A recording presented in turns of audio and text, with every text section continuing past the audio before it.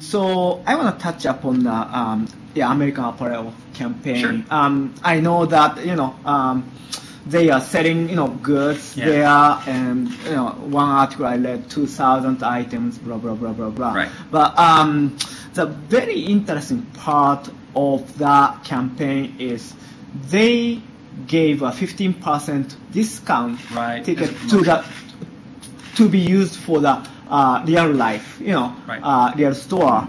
So my question is actually this kind of virtual versus real, relationship, and how do you see the virtual life changing the consumer's behavior on the real life? That would be a very interesting part. Well, I think that part of the danger here is that I can, guess what that might be over the next 6 months and probably get it wrong. The brands and the consumers are going to really determine how that plays out and what that experience might be.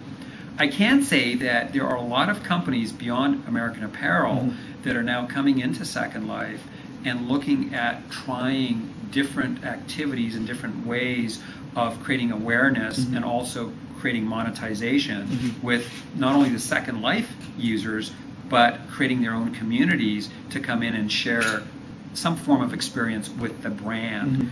I think that we're at the very early stages of what this means, and we have to, I'll use a corny term, we have to think outside of the box to decide or to see what the answer is going to be and how this is going to affect real world and virtual world.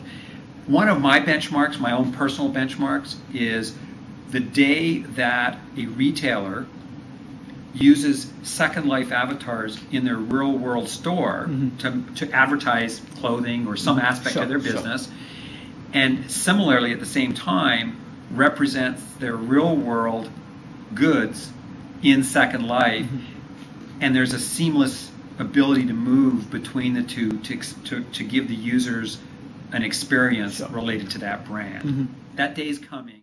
Okay. So you are not planning to charge or anything to even advertisers at this point, except the tax or buying the land.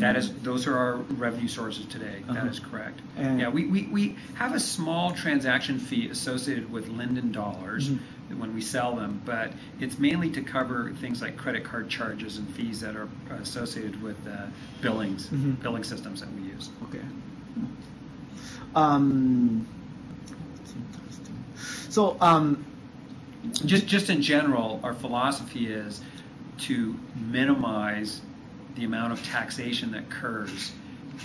Anytime you have an economy in the real world that is heavily taxed, the population is probably going to be suppressed in how they drive their economy. The more you give to the government, the less economic activity probably will occur in any given economy. So we feel the same way.